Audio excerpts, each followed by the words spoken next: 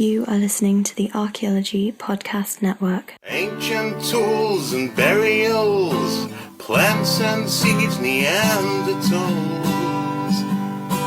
All these things we make no apology are the study of archaeology. But we don't do dinosaurs. Hey everyone, and welcome to the Archaeological Fantasies Podcast, episode 19. I'm your host, Sarah, with my co-host, Ken Fader. And today, we're going to talk about the Baghdad Battery and the Antikythera Mechanism. One of these artifacts is an actual artifact. It's really cool, very complicated, and as far as we can tell, it works. The other one, not so much. So stick around to find out which one's which, or you can guess, but the podcast's a lot more fun to listen to. Get ready to think critically. When the day is spent, funny beady blokes you will see are a staple of archaeology. But we don't do dinosaurs, no we don't. Hey everybody, and welcome back to the Archaeological Fantasies Podcast. I'm your host Sarah, with my co-host Ken. Hi Sarah. How are you today? Hey, you know what? This is root canal day, so if I start sounding like Sylvester the cat, you'll know it's not because I'm drinking. It's because the lidocaine is wearing off. So we'll do the best we can.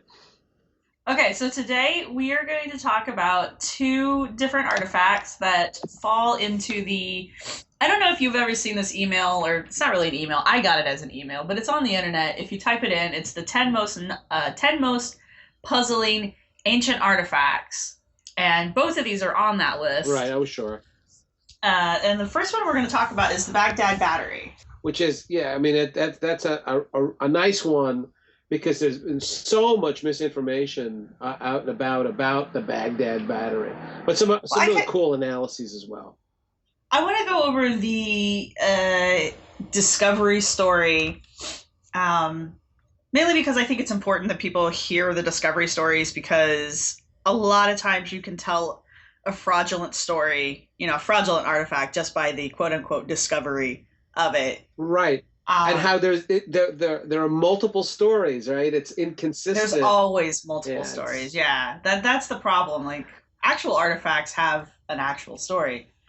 Fakey artifacts kind of have weird mixed-up stories. This one's interesting because it starts with a German archaeologist who also is an artist named William Kung, who supposedly unearthed the vessel during an excavation of, I'm going to butcher this, Kajut Raub? That sounds good to me. That's why it's not called the Kajut Raub Battery. Everybody calls it the Baghdad Battery because that's easier to say, but it's near Baghdad, right? Yeah, actually, according to this origin story, it was found in the basement of the Baghdad Museum. So when Kung took over as curator. So, but now that we already have a problem, right? On the one hand, there's this claim that he was there excavating it, but this other claim that, he found it in the museum already excavated. Exactly. So he either found it while he was excavating in some place that wasn't Baghdad, but near Baghdad, or he found it in the basement of the museum when he became curator. You wish they would get that straight, because that's an important point. How do we not know how this thing suddenly appears? Well, and the part that I find interesting about this is Wilhelm Kung is a real person. Mm-hmm. He really was appointed the assistant director of the Baghdad Antiquaries Administration and became the director in 1934. And from some of the sources that I was able to dig up on this, he apparently published a paper on the battery, but I cannot find a copy of it anywhere. Okay. So I find this interesting because it's one of those stories where we're using a real person to kind of lend authority to it, but we still have two origin stories, basically, because we, like we were saying, it's either found during excavation or it was found in a rusty crate in the back of the museum. And it's an important little sidebar here, is that in all the archaeology you've ever done, Sarah, all the archaeology I've ever done, all the archaeology the professional archaeologists ever do, is we are obsessive about keeping accurate records of where something was found and what its associations were, what its context was. That's everything in archaeology. And when we're faced with something where, maybe we dug it up, maybe we found it in a museum, maybe we don't know. That's a really big, major red flag about everything else anybody is going to say about this artifact, because we just don't know. What was its context? Right, and without the context, it's like I keep telling people, without the context, it's a neat thing, but it really doesn't help us in any way, because without context, I can't prove that it's real. Right. I mean, we don't know. And the fact of the matter is that this is an artifact with several pieces, and without a very accurate record of where these pieces were found in relation to one another. Well, anything that's broken up, you can put together in an interesting and creative way. That doesn't mean that's what the thing looked like in antiquity. Yeah, that's the thing. A lot of people are aware of the Baghdad Battery, and people's hang-up comes when, the reason why they call it a battery, I should say, is because when the vessel was examined, there was apparently evidence of an acidic substance being present in the vessel at some point. And there is, part of the battery is that there is a copper cylinder and a metal rod. And all of this was held in place inside of this jar with an asphalt plug. Now, asphalt's a material that's been around for a long time. The formula for asphalt is different depending on the culture. We still use asphalt today, but when we're talking about this particular kind of asphalt, I want people to be aware that we're not talking about the stuff that goes on our roads today. There you go. All right. This is a less sophisticated, more natural substance, so it has a decay. Now, I mean, you can find pictures of the Baghdad Battery pretty much anywhere, and you can see the two little pieces that are supposedly what go in there. But like you were saying, since we have no context, we don't really know if those pieces go with the pot. And the pot looks very much like it's identical to papyri jars that are found all throughout Baghdad in the Middle East. Right. And Sarah, isn't there also a problem with the dating of this thing? Again, without any context, without saying it came from this stratum, associated with these remains, are there multiple guesses as to how old this thing actually is? There is. So you really got to dig for this one. This one's a little harder to find than normal. The original age of the pot is randomly said to be from the Parthian era, which would have been 250 BC to 225 AD, which is a pretty decent period. Where did that number come from? That number, I cannot find an origin for it. It just is what the jar is said to be. That's right. If you look at a lot of internet sources, that's the period that's given for this jar. But archaeologists don't just randomly assign dates. We shouldn't be randomly assigning dates. And yet that's the date that shows up again and again and again. But there's a problem with that date, isn't there, in terms of the style of the pot? Yes, the pot style, because we can date papyri jars by the style. A lot of pottery gets dated by the style of the pot or the decorations and all that kind of things. People who are very familiar with ancient pottery and prehistoric pottery are very aware of this fact. And if we use that highly reliable formula, the style of this particular pot fits the Sassanians people who lived from 250 AD to 650 AD, which gives us a 900-year gap from the oldest point of the Parthian era to the beginning of the Sassanian people, and I am totally butchering that, and I apologize. That's all right. But I mean, it's typically the case if you're doing archaeology in North America, for example. Most archaeologists will be familiar with a particular style of ceramic, right? How thick the sherd is, how the vessel is, what kinds of designs are on the vessel, what kinds of it's material added on to the clay, what it looks like, its shape. And that these things, through thermoluminescence or by association with radiocarbon, we know the dates that are associated with those styles. So you pick up a pot and you go, well, that's middle woodland, or gee, that's pre-contact, late woodland. We can do that, and people do that all over the world, basing their dating on styles. And so archaeologists today, when they look at the pot that encapsulates what's called the Baghdad Battery, their date is completely at odds with the date that's usually assigned to this by various people claiming that there's something remarkable or quite special about the artifact. It's an interesting artifact in that one of my problems with it's not really a problem with the Baghdad Battery, and I'm kind of jumping ahead a little bit here because we're talking about the dating, but the nature of the pot,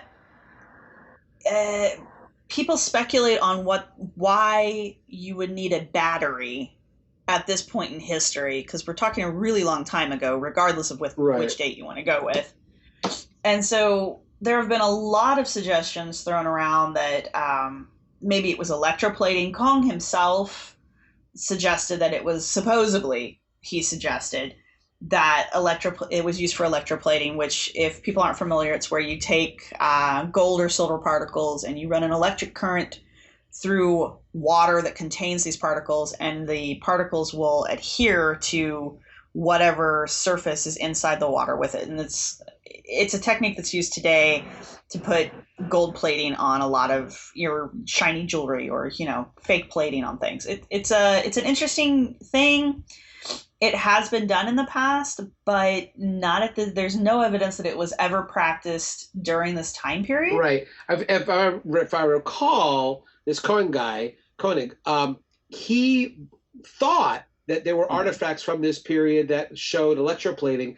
Archaeologists have looked at these artifacts saying, no, it's a gilding process, but it involves a much cruder way of doing it with hard hammering, really super thin layers, and that there is no evidence for electroplating. So that's kind of that claim just doesn't bear up. There's no physical evidence for electroplating in this place at this time.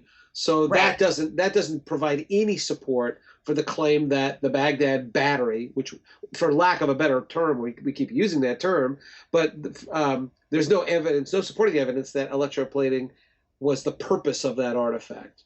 Right. I mean, again, like you were saying, there is evidence that they were putting gold and silver plating on artifacts, but electroplating leaves a certain telltale mark, or signature behind. Signature. It leaves a certain signature on the artifact, or on things that it's gold plated. I mean, it happens a certain way and you can tell, right? And the processes that they were using happen a certain way and they leave a certain signature behind. And everything that has been found that has been plated from these time periods use the process of fire gilding, and there's no evidence for anything resembling electroplating. Right. That's another, we were talking about how in order to make this a battery, we have to reconstruct it in a very particular way. But there's also the problem of the electrolyte, right? You need a particular kind of chemical in this jar in order to allow the current to run. And so when people, I'm sure you'll talk about the replicas that have been made and experiments done, but there's always this, well, by the way, though there's no evidence for this, we have to add vinegar or lemon juice or grape juice or something else. So we have to assume, based on no evidence whatsoever, that a particular kind of liquid was stored in this jar to allow the electroplating or the electrical current to be produced. Right. And the other interesting tidbit about that is people keep coming back to this acidic residue that was supposedly found inside the jar. Another very common thing found in papyri jars is acidic residue left behind from the papyri itself, because the process for making papyri actually has an acidic component to it. And when you store the scrolls inside the jars, they do disintegrate. I mean, it's paper. It's highly acidic paper. And when that happens, it leaves behind an acidic residue. That's kind of one of the ways we know they're papyri jars. Right, sure. So it's not at all surprising that there was an acidic residue found inside these jars, or inside this jar particularly. Right. I mean, it's how it's being interpreted that is interesting to me. Well, I think that what we're seeing here in the interpretation of the Baghdad Battery is a kind of a typical thing, a typical argument or form of reasoning in the fringe claims made in various kinds of sciences, where essentially, I mean, I'll use the analogy that people see a light in the sky, and it's really interesting, and they're not exactly sure what it is. And so if you don't know what it is, well, then it could be a flying saucer, couldn't it? It could be an extraterrestrial spacecraft. Well, the mere fact that we're not exactly sure what that light in the sky was doesn't mean that some extreme explanation is necessarily correct. It's the same thing with this. You and I, archaeologists, may not have an absolute certain explanation for what this artifact was. That doesn't mean, without any supporting evidence, that it was in fact a way of producing electricity or a way of electroplating. So it's not, the science doesn't work with, well, whatever explanation somebody has proposed must be right if we don't know any other explanation. That's not how it works. Right. I mean, we're more than comfortable. I'm more than comfortable saying there are a number of explanations for this particular artifact, and we don't exactly know what it was used for. But there isn't any evidence that it was used for something like producing electricity. Well, that's another thing that to go off onto a side tangent real quick, that's another thing that the fringe communities, and this is all of the communities, I'm looking at, ancient alienists and Atlanteans and creationists too. They're not comfortable with the I don't know answer. They're not comfortable with ambiguity. Ambiguity. I can't use my big Ambiguity. I can't use my big words today. But they're not comfortable with that. So when they ask you a question and you tell them I don't know, which is a completely legitimate answer to get from somebody in the sciences, because more than often than not, your answer is going to be I don't know, because we don't. And they're not comfortable with that as an answer. And so that's when they start having issues. And it seems to me that's when they start having issues with science, because they want an answer. And if they can't have an answer, then they're going to go make one up. Right. Yeah. I mean, it is a real issue, and it's a common, I think, failing in the reasoning of these fringe thinkers, which is that, look, if you experts can't explain it, I have an explanation, and so since you don't have an explanation, mine must be right. Well, science doesn't work by default. It's not like, well, that's an explanation, so it must be right. An explanation, a guess, it's a hypothesis. And the hypothesis that this thing was used for producing electricity or used as electroplating, that's a perfectly valid hypothesis. But a hypothesis is, in fact, just an educated guess, sometimes not so educated a guess, but that's fine. Sure. But you've only made the first step in the scientific method. Now it's, if it in fact was a battery, what else must be true? What else must we find? If it was truly used for electroplating, then almost certainly we should find electroplated artifacts that date to the same period of that battery. Otherwise, and which we do not. And we don't. Yeah. So that's a problem. Right. So in that case, the hypothesis is not supported. If it was used for electroplating, we should find definitive evidence that an electrolyte was stored in that vessel. We don't have that evidence. No. And we, in fact, don't even have the evidence that the thing was put together the way it's commonly put together now, because, again, we don't have we don't have an excavator's field notes showing the exact position and location of these items, of the components of what's claimed to make up this battery, of this ostensible battery. And without that, we really don't have very much. Nobody has a leg to stand on. Right. And this is one of the problems with the Baghdad Battery is with the replicas that can be rebuilt from the images and the diagrams that people have come up with that are not the diagrams of the discoverer or of the actual artifact. Right. These are diagrams that people have conceived.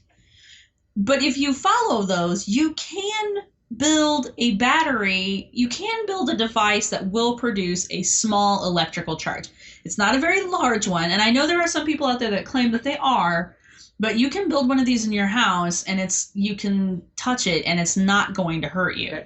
That's how low the charge on a Baghdad battery is. I actually I teach a course in experimental archaeology, and most students choose for their term project something to do with stone tools or making fire. I actually had a student a couple of years ago who made a replica of the Baghdad Battery, and yeah, he did, and he brought it into class, and he had a little voltmeter or whatever those things are called, and he showed it was a fraction of a volt. You couldn't do much of anything. You certainly couldn't. Exactly. You certainly couldn't power something. You couldn't power a light bulb with the amount of power, the voltage produced by his version of the battery. And that's perfect because, in other words, he built this in order to produce electricity.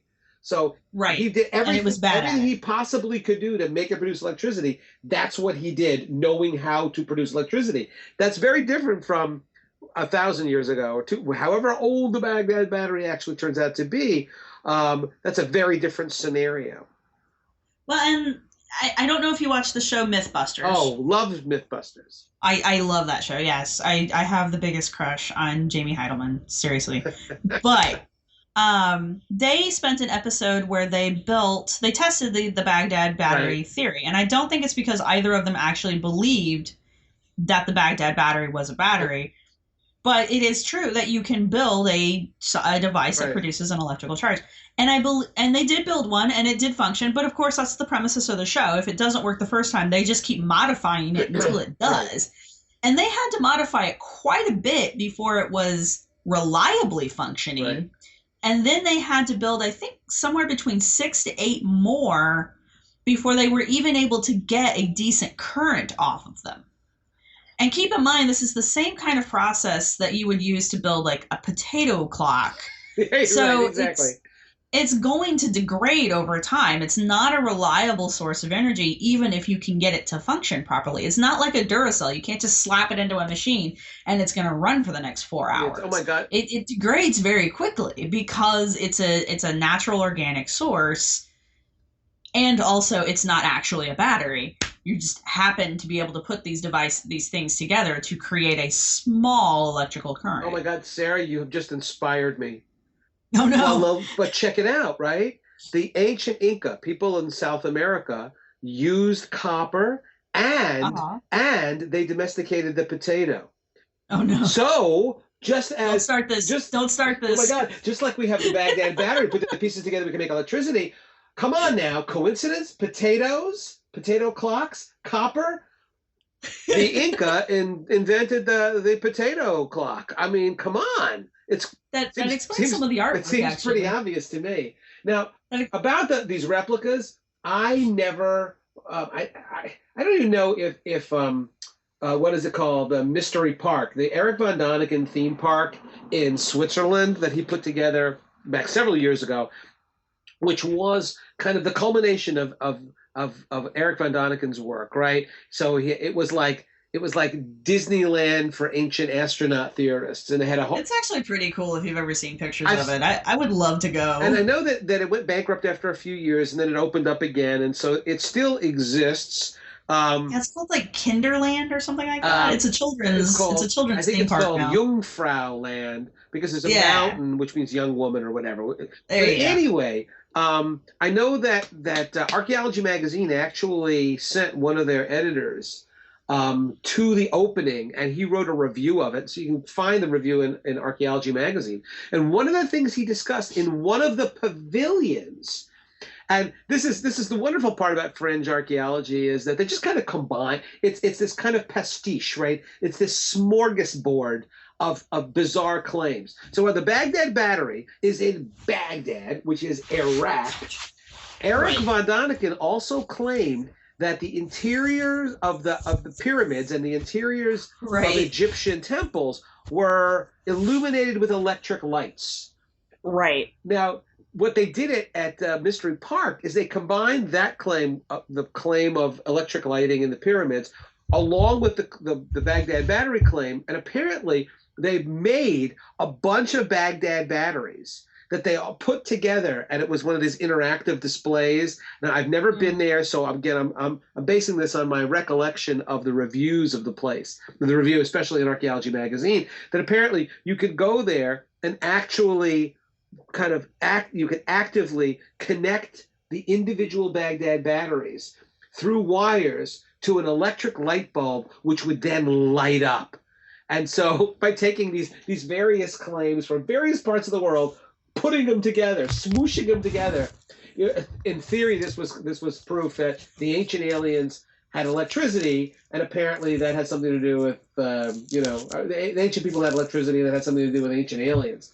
Now, see, I thought the pyramids were actually hydraulic engines. Oh, well, it depends on what day you read what claim.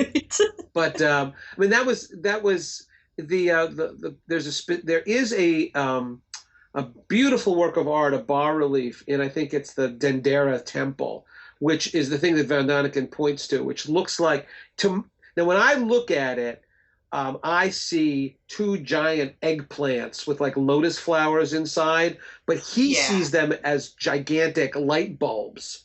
Now, but here's the deal again. You and I can make fun of that claim, but let's be fair. Somebody sees an interesting image in a work of art, and that work of art is thousands of years old. They make a suggestion, a guess, a hypothesis. Gee, to my eye, those kind of look like light bulbs. All right, you and I might poo-poo that. We might be dismissive of it, but it's a hypothesis. So as an archaeologist, historian, art historians, what would we have to find if Egyptians actually had light bulbs, as described by Van Daniken in his interpretation of this piece of art? Well, you'd have to have wire. Archaeologists would find physical evidence of those objects. If they were light bulbs, well, then they must have made them out of glass or some material that light could shine through. Well, they must have. Which, interestingly, the Egyptians did have the ability to smelt glass, so that's not that far-fetched. But that's cool then. So, hey, listen, I don't know about anybody listening to this podcast, but I have broken a light bulb or two in my time, and certainly the Egyptians would have. And so where are the remnants of the broken light bulbs? Where's the glass? Where are the filaments? Where is the base? Where is the socket it's screwed into? And then the question would be, okay, and where are the wires? And where's the power plant? Where's the electrical plant making the power that is going to go through those light bulbs? Because as you pointed out, to illuminate the interior of a pyramid while the workers are there, how many Baghdad batteries would you need? 100? 1,000? And how many Baghdad batteries have actually been found? If you look online, you get a range of numbers of between 3 and maybe a dozen. Well, hell, man, you're not illuminating very much with somewhere between 3 and a dozen batteries.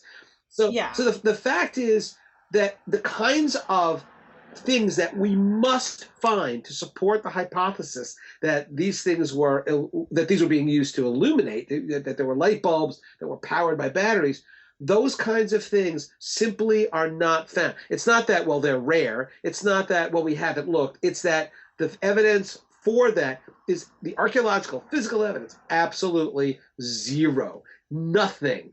And I think for an archaeologist, for a rational person, that's an insurmountable barrier, right? If it's a cool claim, but without supporting evidence, it's, come on, it just. And again, it's coming out of a culture. I mean, granted, Baghdad is not Egypt, but the claims are being made about Egypt. People in Egypt did have the ability to smelt and blow glass. They did have the ability to make and pull wire. They had the ability to work metal. I mean, they had the skills that are required to make a rudimentary light bulb, even one of the original light bulbs, like back when Edison first made them. Right. The fact that they did have those skills, they did have that skill set, and then they did not make these light bulbs. I mean, there's no evidence for anything resembling anything like a light bulb. And again, Mythbusters had to string together something like 6 to 8 of those things just to get a small charge. Again, like you were saying, we're talking like hundreds, possibly thousands of these things to power a house's worth of light bulbs. Right. And that's the kind of thing that we certainly would find direct physical evidence Exactly. for. Something that plentiful we would find in every site. And part of this, Sarah, and this is again typical of fringe claims, is that there's an invented mystery that must be solved, and they solve it with an extraordinary or extreme with an extraordinary extreme solution. And one of the things that Von Daniken points out is that, well, it's dark inside those pyramids. How would the workers be able to see? And then makes the claim that, and we don't find a lot of soot in the interiors of the pyramids, so they weren't using torches which isn't true. First of all, it's bizarre because, well, didn't they have the capacity to clean those things out?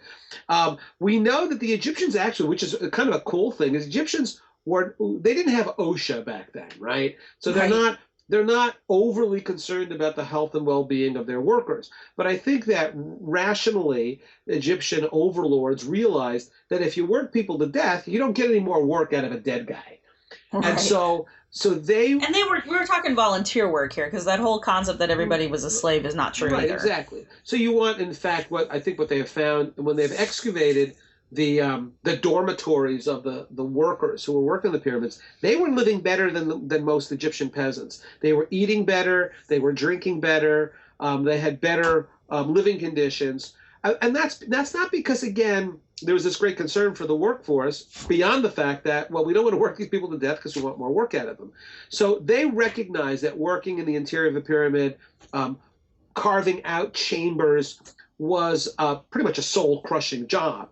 And so they actually had ways of making sure that nobody worked in there for too long a stretch of time. And one of the ways they did this were with graded candles that actually were, in fact, timepieces, so that when the candle burned down, the candles would burn down at a regular rate, and you could actually read the candles and know how long that candle had been illuminated, and therefore how long you had been at work, and it got to a certain point, and you would leave, and the next team would come in.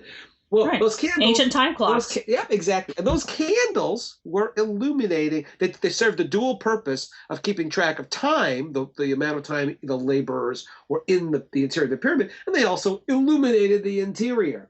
And I think in MythBusters they also did an experiment with mirrors, where if you could get just gathering sunlight from a parabolic mirror and moving it through a series of mirrors to an interior, some distance away from the source, and they illuminated the inside of a warehouse. Now, you wouldn't want to read a book necessarily under that. No, but you could see. You could absolutely see. Now, that's an interesting hypothesis. I'm not sure that there's direct evidence for that hypothesis. It's merely, at this point, it's a hypothesis. We know the candles existed. We know the torches existed. If there were other ways of illuminating the interior of pyramids, the interior of buildings, especially while they're being worked on, there are many interesting suggestions. And there's a lot more down-to-earth suggestions. Like the Egyptians they understood how to make burning oil. So they had oil lamps. I mean, that's not the best source of light, because that also kicks up quite a bit of soot, but it also kicks up quite a bit of light, and it's portable. And soot can always be removed. It can be cleaned. Think about this. If the Egyptians are building these pyramids, 4,600 years ago, 30,000 years ago, human ancestors were a mile down deep in solution caverns where there is absolutely no illumination, and they were painting these amazing and remarkable tableaus of the animals of their world. Well, they did that. They didn't have light bulbs. They didn't have flashlights. They didn't order headlamps from LL Bean. They figured out ways of burning, of using oil probably, and maybe using moss or other plant material, or animal grease. In fact, would be a reasonable fuel as well. And they could, and this is the kind of deal where if you're a mile down deep in a cavern, you sure as hell don't want that light going out, because how are you ever going to work your way out? If you've ever been in one of the caverns that are open, solution caverns that are open to the public, in some of them they'll tell you, listen, you've never experienced true darkness until we turn off all of the electrical lights in here. And it is. They turn them off, and it is It is, and I think they always do this. They always keep those lights off for a little bit longer than you're comfortable having the lights off. And then it's amazing, and there's no way, no matter how familiar you are with that cavern, I'm not sure there's any way a person who could possibly get their way out of it without some illumination. So people have been illuminating dark places in very clever ways for a very long time, and we have direct evidence for those methods. We don't have any evidence concerning the ancient Egyptians or ancient ancient Sumerians or Mesopotamians, of them figuring out the science behind electrical lighting. Right. No, and the cultures that we're talking about who supposedly had this electric battery, to me, I think the most damning evidence is the fact that these cultures were advanced enough that they, given the materials, could have built one, and they did not, which means that they weren't building them and they weren't using them. So and I find that to be very compelling. That's me personally, because I would think if a society had the technology and the resources and the knowledge, that they would do it. So that they had the resources and they had the technology and they didn't do it means there was no reason for them to be doing it, because they didn't have electricity. I mean, it's an important point to make, that you can find in many cultures the component parts that, based on what we know today, if they had put those component parts together in a particular way, in a particular order, they could have done well. Yeah, I mean, by that reasoning, the ancient Mesopotamians could have built an iPad. Right. Or maybe not. Maybe that's too extreme. But I think that's an important point. That as archaeologists, we need to find direct evidence of the putting together of those component parts. And without that, those are interesting and sometimes extraordinary claims, but there's no evidence to support them. Right. Cool stuff to think about if you want to, if that's what you want to do. I think as an archaeologist, I would much rather think about the cool stuff that we can actually prove. Folks would think, well, that's a hell of a lot more interesting than the what ifs and couldas. What if or coulda doesn't mean that's how it was done. It could have been done a certain way, but that doesn't prove it was done in that way. And that's actually an issue that traditional archaeologists have long had. I remember the first time I saw a film of somebody replicating a Clovis point. It was extremely complicated. The point was held in a vise, and the person, I think it was Don Crabtree, had made like this chest crutch with a copper tip to it, and it was incredibly complicated. And ultimately, he made a Clovis point and said, "Well, it could have been done that way." It could have doesn't prove it was done that way. And people, lithic replicators today, would never use such a complicated device for making a Clovis point. They can do it with their bare hands and a piece of stone, right, and an antler, hammerstone.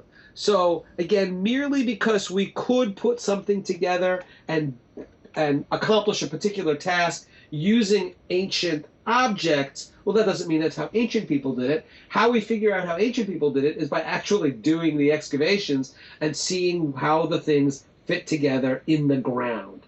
And without that, an archaeologist is certainly not going to be convinced by your argument. Exactly. Okay, well, we're going to take a quick break. And when we come back, we're going to talk about an actual artifact that is actually pretty dang cool.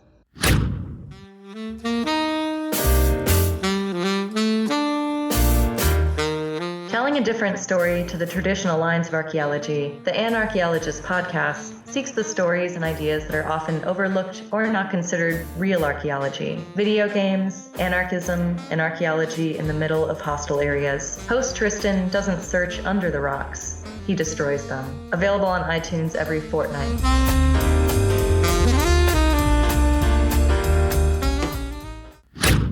And we're back, and now we're going to talk about the Antikythera Mechanism, which is a really cool artifact, I think. one of the major lessons I think of this is that we don't deny this enormous ability of ancient people. It's all not. about evidence, and in this case, the evidence is really good. So you know a lot more about this than I do. So why don't you tell people what we're talking about? I always have to preface this because a lot of people are not aware of how advanced ancient peoples really were. And of course, we're talking about ancient Greece, Egypt, India, and China, which were all large civilizations. But from all of those cultures, we have evidence that they were using and building mechanical clocks, autonoma, and various forms of clockwork to help them keep track of seasons, times, Sure. and to just amuse themselves.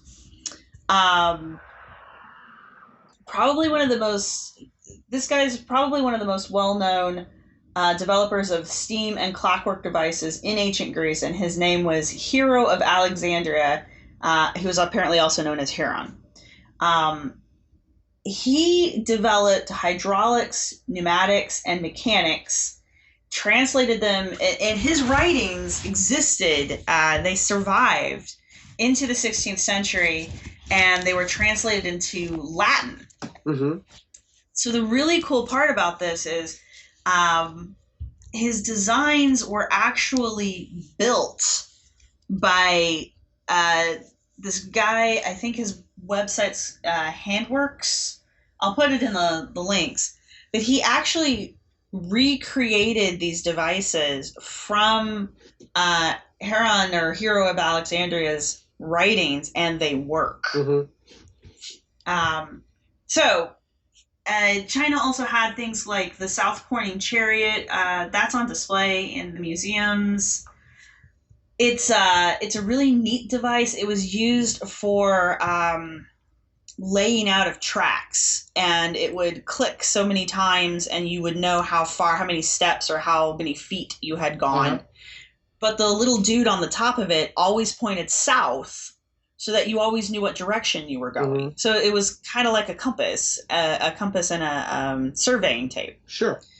Yeah, but it was all mechanical, which is freaking amazing because it dates back to 26,000 BC.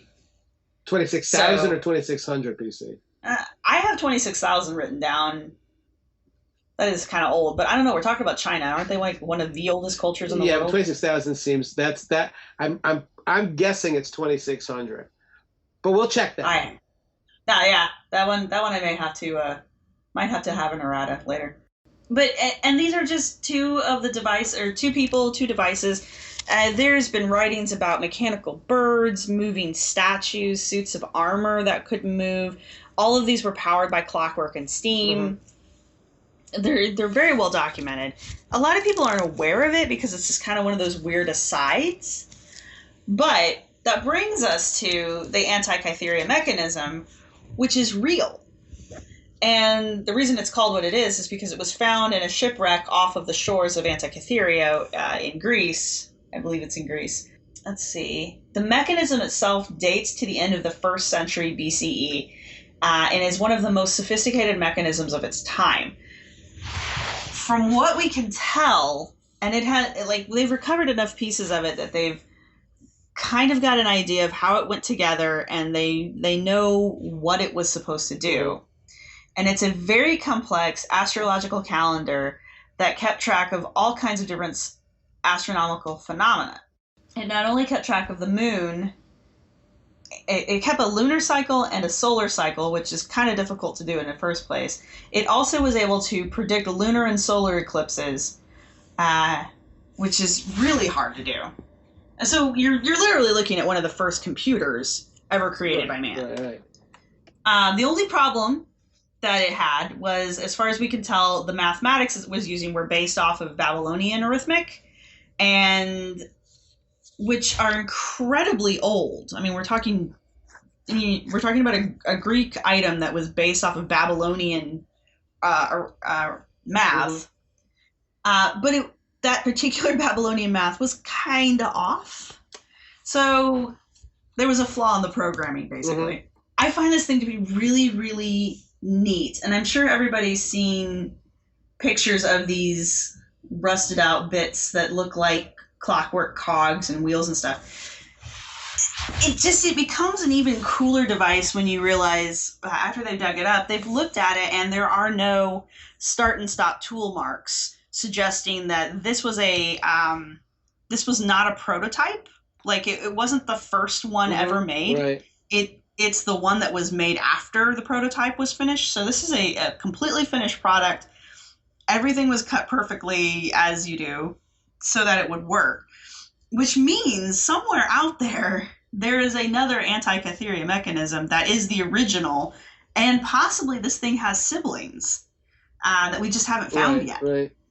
But the Antikythera Mechanism actually has its own research project, and I will put the link up in the show notes. They've done some really interesting work with this in that they were one of the first companies to use 3D scanning. And so what they did is they took all of the pieces that they were able to recover and they 3D scanned them in. And originally you were able to download, it's an open source project too, which is really cool.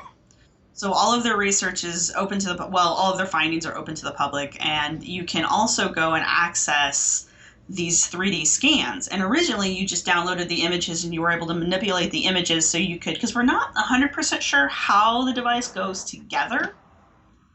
Right. So there's some interesting, some people have come up with some interesting ideas, but we have no ability to know that we've put it together exactly right. But more recently, those 3D scan images, people have been using 3D printers to print out the pieces and put them together. So cool. So you could go to the mechanism, the Antikythera Mechanism research project. You can download the files and 3D print yourself the pieces to the mechanism and build your own Antikythera Mechanism in your living room, should you choose to do so. Well, why wouldn't one choose to do so? That's a great idea. I know, idea, isn't right? that cool? Yeah. It's like you can build the first computer that we are aware of in human history. Mm-hmm. It won't help you much because, like I said, the math is kind of off, but it's still a cool device. And technically, I mean, if you can figure out how to power it, which we're pretty sure it was done with steam, so it shouldn't be too difficult, you could have a working, first century BCE computer sitting on your desk. Yeah, really super cool. One of the things that when we're talking about the great sophistication of ancient people, and I think even folks like you and me who read a lot about this find it amazing and surprising. But we should never forget that for ancient people, the patterns that they saw around them in the skies, in the motion of the phases of the moon, in the movement of the sun across the horizon, these things were. They didn't study these things just to satisfy their curiosity. These were things that they absolutely relied on to keep track of time. They didn't have timepieces. They didn't have GPS. They didn't have all of the advantages that we have. Well, we don't have to learn anything because we can just pull the cell phone out of our pocket and we know where we are and what our elevation is and how many miles we are away from wherever, what the temperature is. These folks relied absolutely on studying, studying, and recognizing the patterns that are present in nature. I think, and they were probably a lot more reliable than our cell phones. Probably. Well, if you're looking at the phases of the moon to keep track of the day, you're never going to be out of range of a cell tower. You don't have to worry about that, right? But Alexander Marshak, who was a science writer, I think as far back as the 1970s, it might have even been in the 60s, started interpreting artifacts, and these were hypotheses, and some of these things have borne out. So artifacts that were as much as 15, 20, or even 30,000 years old that seemed to represent the earliest glimmerings of the human attempt to keep track of natural patterns, like, for example, the most obvious one is the phases of the moon. So there's an artifact found in a cave in France that is 30,000 years old, and just about anybody who looks at that says, wow, that looks like the phases of the moon carved into this piece of ivory, and it looks like it's the right, it's the right order. So you've got a crescent that grows into a quarter moon, which grows into a half moon, and then it's a waxing gibbous moon, and then a full moon, and then it starts losing pieces from the other side, and then eventually it disappears. And well, yeah, I mean, these are folks who needed to know the phases of the moon in order to keep track of time, so that when they and their compatriots split up and said, well, we'll meet again in the Valley of the Mammoths, and we should do it at a particular time, so we'll coordinate our schedules. The moon is a perfect way of keeping track of that. Yeah, it's very reliable. But here's the thing that always amuses me is that most of us today are not aware of that regularity, and not aware that every day it's different. So that when you ask most people to look up at a moon that is 2 or 3 days either shy of being full or past being full, they'll look up at the sky today and say, oh, look, it's a full moon. And you show them on a calendar, no, actually, that's a gibbous waxing or gibbous waning, but it's the full moon is only one of those nights we can confidently say it's a full moon. Well, most people today aren't even aware of that. Yet in the past, those people had to be astute observers of that. It's the same thing with Stonehenge. Stonehenge is this beautiful mechanism. It's a monument, it's a temple, and it's a mechanism for keeping track of the seasons. Ask most people, where does the sun rise and where does the sun set? And they'll say, sun rises in the east and sets in the west. That's absolutely false. It's not true. The sun rises in the east and sets in the west 2 days during the year on the equinoxes. But the rest of the year, wherever you are, the sun rises a little further north every day until it reaches its northernmost point, and then turns around and starts moving south. The sun's not moving; we're moving. Right. And it's just a perception. The perception is it's moving south, and the folks at Stonehenge actually kept track of the furthest north, and we're in the northern hemisphere. That's our summer. Furthest south, that's our winter. And they kept track of that and built a monument so that you could actually look through those stones and say, the sun's over there, over the heel stone. That's the summer solstice. That's June the 21st. Well, the great earthworks in Ohio where Brad Lepper works, they've got this thing's so huge. It's unfortunately it's a golf course. Yeah, right that's now. The Mound Builders Country Club. Yeah, which is unfortunate. But it does sort of kind of preserve it. Anyway, yeah, exactly. But they have the same phenomena going there, but it's all built into the walls of the city. Yeah, the very walls of the city were used to keep track of time. Well, it's actually a burial ground. It's not a place where a lot of people live. So we can't call it a city. It's a necropolis. And the thing there, though, is that it's all based on the moon. And the moon is a far more complicated thing to keep track of than the sun. Sun's pretty predictable, but the moon goes through that northernmost and southernmost position every month, but every month is a little bit different, and it's like an 18.6 year cycle. And actually you need to know that in order to predict eclipses. So what's really cool is it looks like, the mound builders of Ohio had some understanding of this grand multi-year cycle of the phases of the moon and the locations of the moon when it rises, and incorporated that into a series of earthworks, which is freaking amazing. Yeah. We find this again and again and again. So again, for anybody who says, oh, you archaeologists, you underestimate the intelligence of ancient people. Hell no. It's when we've got evidence for it. And in fact, it's folks who say, well, how could those ancient people have figured that out? It must have been ancient aliens. They're the ones underestimating the intelligence of ancient people. We're not requiring, the extraterrestrial Peace Corps to arrive on Earth and teach people all this stuff. We know people figured this out on their own, and we don't need to exaggerate it. We don't need to talk about, light bulbs in antiquity or anything of the kind. Ancient people were incredibly good observers. They had to be. They were incredibly smart, and they applied their observations to the things they needed to know. And they needed to keep track of time. They needed to keep track of seasons.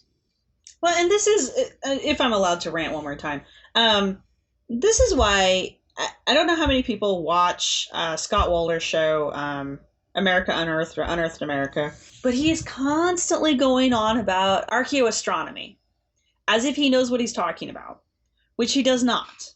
And he always brings it up as if it is some kind of great, mysterious thing that it's astounding that ancient peoples could possibly have figured out. And of course, he's always attributing it to some European travelers like the Celts or the Vikings or the Hebrews or somebody other than the native peoples.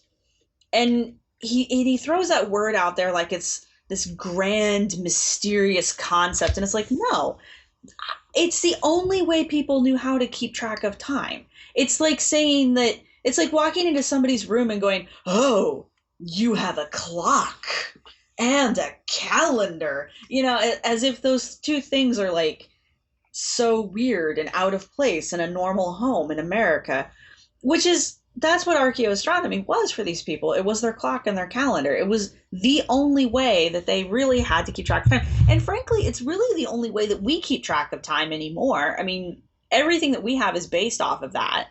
We just happen to have our computers do all of the math for us now. We don't have like a sect of priests whose sole job is to keep track of this stuff and pass that knowledge down. We have a computer that crunches those numbers and shifts to daylight savings time because that's just, stupid, but we're not going to go there. And here's the deal. You don't have to know that the sun is a giant ball of gas that runs on nuclear power. You don't have to know. Saying that and saying that these people were able to keep track of these things is not saying that they did.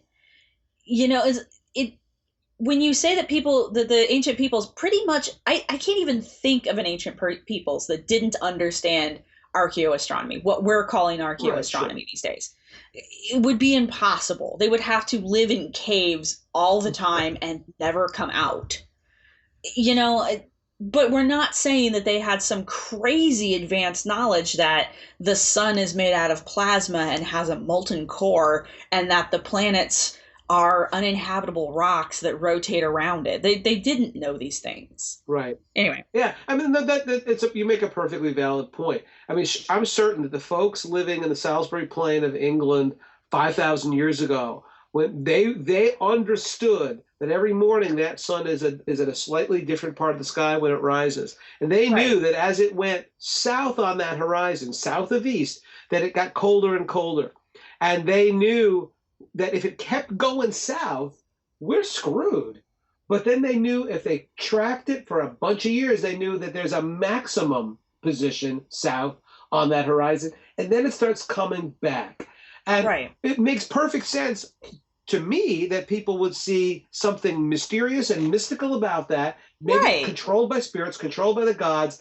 Let's build something that honors those gods, but that also is useful in keeping track of that cycle that keeps us alive.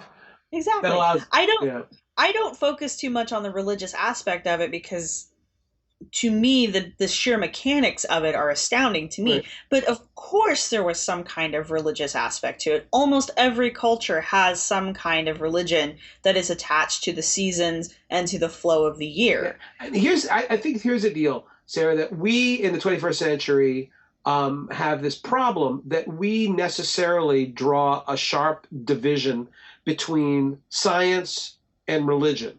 That those are two separate, Stephen Jay Gould called them the, non-overlapping magisteria.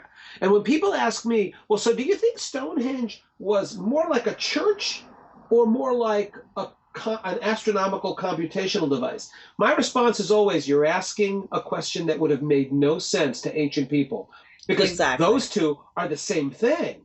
Exactly. Observation, worship, and being able to predict things, that's all part of the same package. Stonehenge was both a cathedral and a computer. And there's no difference there for ancient folks. So we shouldn't be imposing our kind of modern perceptions or compartmentalization of science versus religion, worship versus knowledge. That's all part of the same package. Now, you could probably make that argument with the Antikythera Mechanism because it is obviously a mechanism that is that's sole purpose is to keep track of time and predict astrological occurrences. To me, yeah, that's more computational than spiritual, but I don't know. I don't know if that wasn't meant to be going to some temple somewhere so that they could more easily keep track of their religious holidays. Right. And bottom line here is I was in Utah for a couple of weeks ago, and the Perseid meteor shower, and I was outside. It's 3:00 in the morning in the middle of the Utah desert, and you look up at the sky, and as an Easterner, I'm blown away.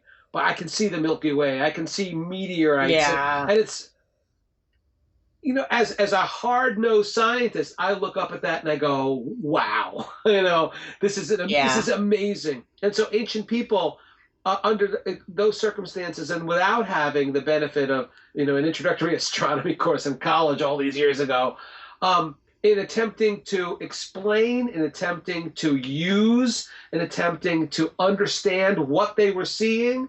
That's what people do. That's what human beings do.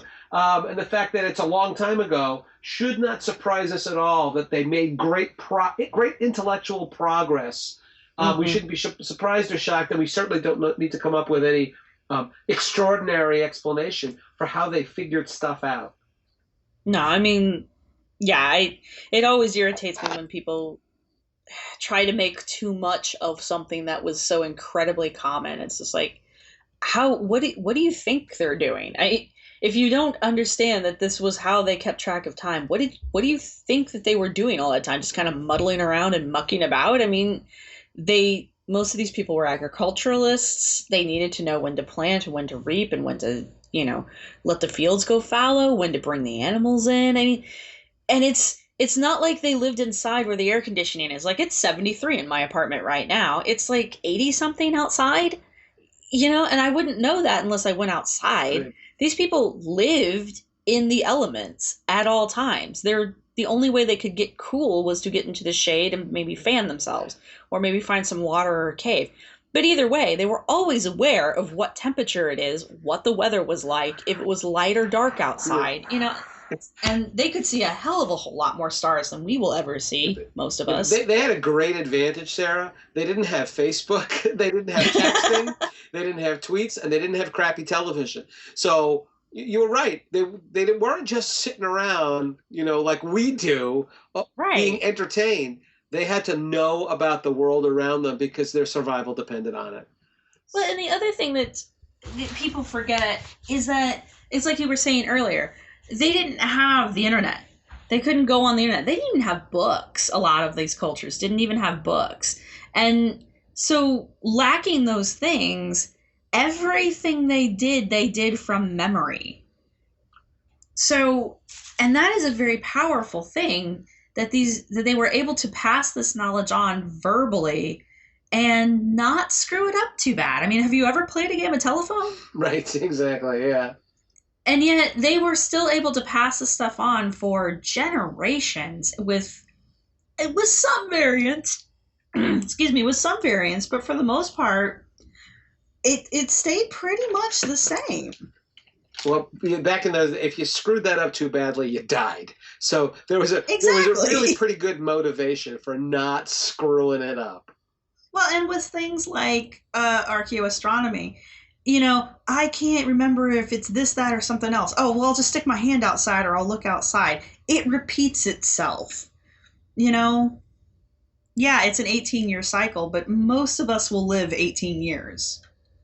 And the oral traditions and passing things down and knowledge is power. So if you're able to predict those kinds of things, that there's I think a strong rationale or motivation for learning that kind of stuff and possessing that knowledge. And it's not necessarily everybody's going to know it, but a group of people, a cadre of people, a bunch of priests will pass that knowledge down. Exactly. I think we should take another break, and then when we come back, we'll wrap this up. Fantastic.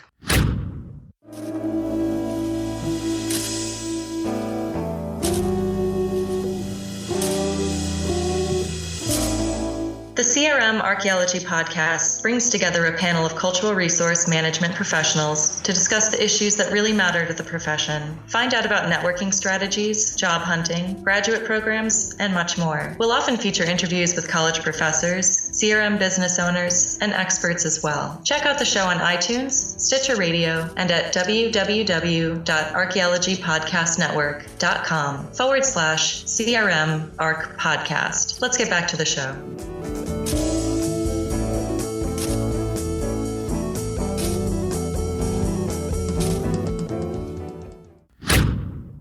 And we are back. So, last thoughts?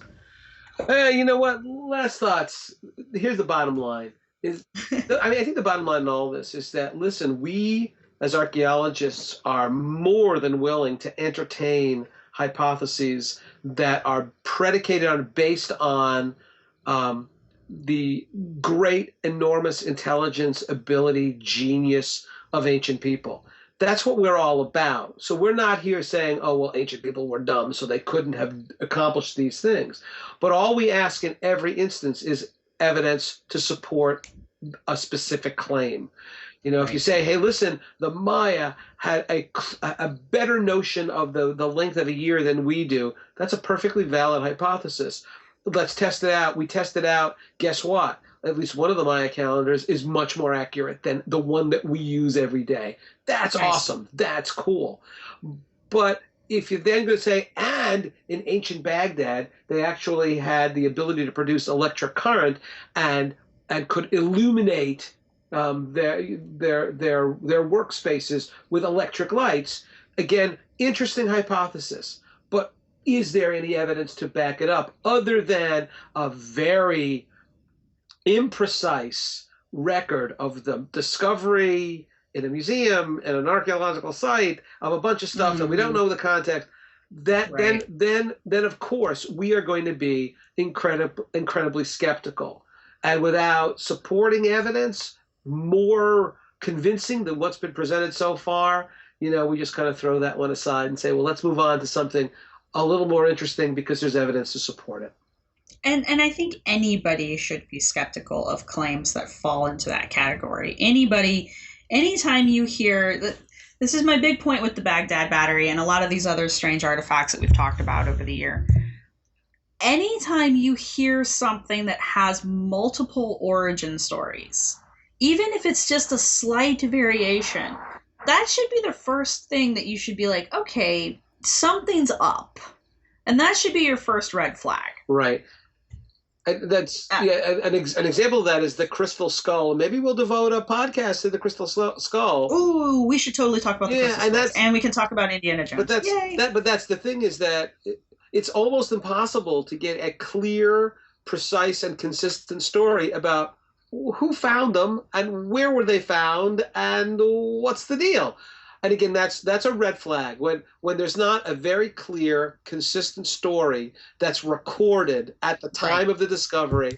You know, there are archaeologists, unlike us, who would just at this point wouldn't even respond; they just walk away. And I understand. Yeah. I understand that. It's like, listen, there's no point to discussing this because you got no evidence to show the wheres and the where and the when. So maybe that's something. Yeah, let's talk about the crystal skull. Yeah, we'll do that. Yeah. But yeah, I mean, that's why it's kind of interesting that we did these two artifacts together, because we've got the Baghdad Battery, which, yeah, with some heavy modification, you can get a very low voltage thing out of it. Doesn't mean it was actually a battery back in the day. And it's obviously, I won't say it's a fake or a fraud because that implies intent, but it is obviously not a real artifact. Or it is real artifacts that have been cobbled together to look like a real thing when it's just a collection of other items. It's a real artifact and it's really cool, but it does not prove the existence of either electric lighting, production of electricity, or electroplating in antiquity. Fair enough. But then you have an artifact like the Antikythera Mechanism, which is horrendously complicated. It really is a complicated device if you look at the pictures. And as I found my notes, there's 82 surviving fragments of it, which means there were more than 82 pieces that went to this thing. I mean, it's just incredibly complicated. It was doing some serious math, and it's real. And it doesn't have multiple origin stories. We don't know maybe they do on the site. I mean, I wrote this article back in like 2013. I'm sure they've gotten a little bit farther on their research now. So maybe they do know who created it by now.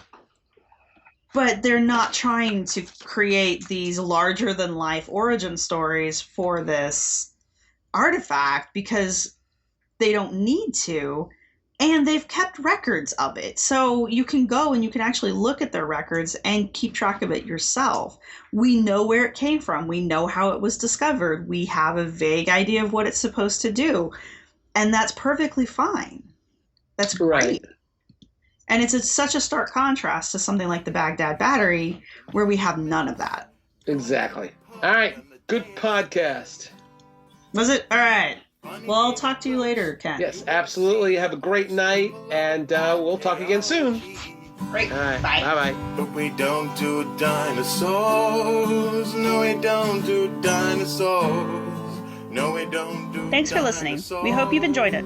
Our music was provided by Archaeosuit Productions. If you like what you've heard, please subscribe and rate us on iTunes or Stitcher and share us wherever you use social media. You can contact us with your questions, comments, or angry email at archyfantasies@gmail.com. You can follow the podcast at www.archaeologypodcastnetwork.com/archyfantasies.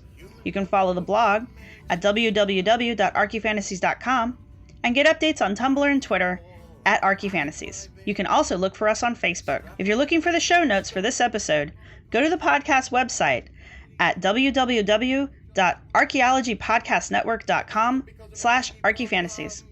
Thanks again for listening. But we don't do dinosaurs. No, we don't do dinosaurs.